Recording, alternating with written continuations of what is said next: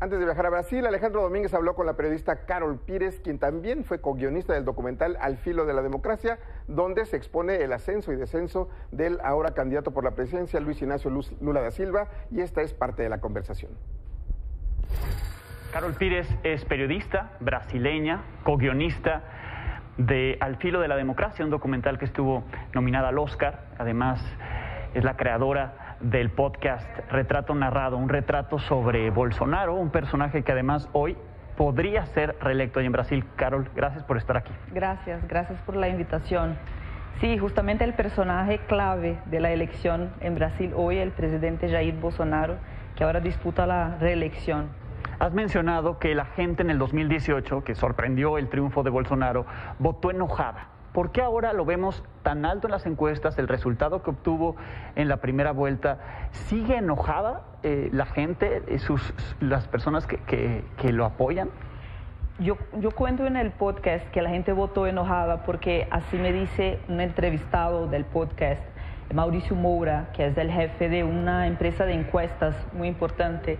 Y otro día le pregunté, mira, los brasileños votaron enojados del 2018 y ahora me dijo, están molestos, como que molestos por tener que votar o por Bolsonaro para evitar a Lula o en Lula por tener que evitar a Bolsonaro. Claro que tanto Lula como Bolsonaro tienen sus votantes como más fieles, pero hay una gran parte que no está de acuerdo con el partido de Lula, está molesta por los escándalos de corrupción del pasado y por eso se ha creado en Brasil en los últimos años lo que decimos antipetismo, que es anti el partido de Lula, el partido de los trabajadores, PT, por eso antipetismo. Pero también con Bolsonaro hay mucha gente que lo va a votar porque odia a Lula, y con Lula también hay gente que antes ha sido oposición, pero que está a su lado para evitar a Bolsonaro. Un poco como Lula está en esta elección como el candidato que defiende a la democracia. Entonces mucha gente que antes eran sus enemigos, incluso sus algoces, gente que votó por el impeachment de Dilma, que celebró su prisión, hoy día están al lado de Lula para intentar evitar que Bolsonaro sea reelecto. Claro, porque Lula es otro Lula, ¿no? Aunque tiene ideas similares a lo que propuso en su momento, a esos 8 años que estuvo en la presidencia, es un Lula que estuvo acusado, es un Lula que estuvo en la cárcel, un Lula que tal vez su agenda progresista aún no logra mostrarse tan actual, ¿no? Sí, exacto. En verdad no es un Lula distinto, me parece mucho al Lula de 2002. ¿Te parece? Okay. Sí, porque lo que pasó, claro, pasó por una investigación, llegó a ser preso, su condena ha sido anulada porque el juez no quedó como parcial, hubo una persecución judicial en contra Lula. Entonces hoy día es un tipo que está inocente, no hay nada en su contra. Pero claro, todo eso quedó muy marcado entre los brasileños. La corrupción es un tema fácil de entender. Entonces, por eso hay mucha gente enojada con Lula porque son muy binarias, ¿no? Al momento de imaginar a la política. Pero a la vez, porque Bolsonaro ha sido un presidente tan mal en la COVID, ¿no? Tardó en comprar las vacunas, negó la pandemia hasta el último momento, se rió, se burló de la gente con falta de aire.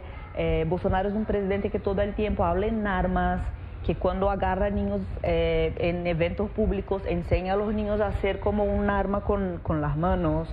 Está todo el tiempo defendiendo la minería ilegal en la Amazonía, en contra de las demarcaciones de tierras protegidas, sea por causa ambiental o porque son tierras indígenas. Entonces es un presidente que todo el tiempo tiene un discurso muy destructivo.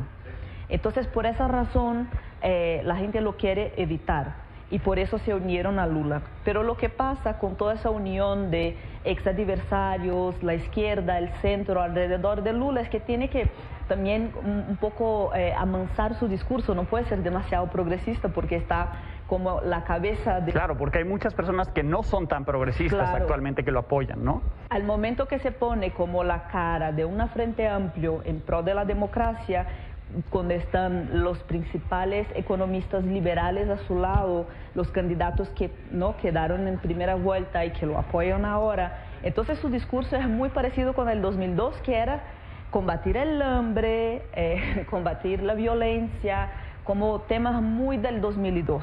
Sí. Ahora, ¿en qué papel juega la mujer en esta elección? Y vimos el trato que se le dio a Dilma Rousseff con la destitución, pero también vemos un discurso machista por parte de Bolsonaro y esas votantes que algunas lo respaldan a él, pero que otras han ido hacia Lula, precisamente por esos ataques, ¿no? Y por esos pronunciamientos que él tiene, el presidente actual. Sí, justamente entre las mujeres Lula va mucho mejor que Bolsonaro. Bolsonaro entre los hombres están un poco casi igual, pero entre las mujeres, entonces hoy día lo que dicen las campañas es que tienen que buscar el voto femenino, pero para Bolsonaro es muy difícil porque las mujeres están más preocupadas, ¿no?, con el cuidado. Vimos en el mundo como en la COVID las mujeres en la política les salió mucho mejor, ¿no?, el combate a la COVID.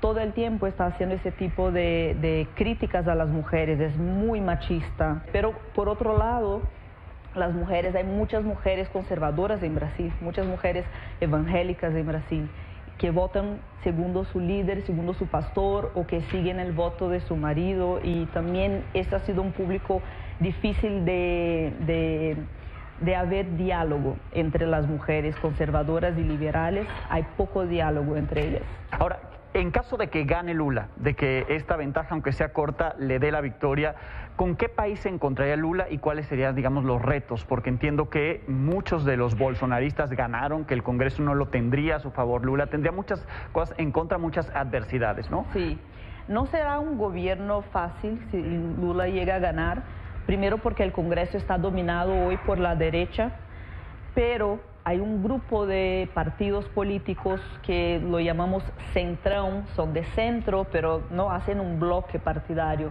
que siempre están con el gobierno de turno. Pero igual sería un país, o sea, asumiría un país muy, muy dividido, con una oposición, y creo que la gran cuestión es toda la oposición que hoy está a su lado para derrotar a Bolsonaro, cómo va a actuar en un posible gobierno de Lula, porque entonces Lula tendría que enfrentar a la oposición bolsonarista, que es muy extremada, y a la oposición democrática, de derecha democrática. Así es, pues que escuchen Retrato Narrado y que además vean ese documental del cual tú fuiste co-guionista, para enterarse de lo que pasa en Brasil e entender un poco en qué contexto se da esta elección, que seguramente pues será histórica. Gracias, Carol. Gracias a ti. Gracias a Carol Pires. Encuentra toda la información de Milenio en nuestro canal de YouTube, suscríbete y activa la campanita.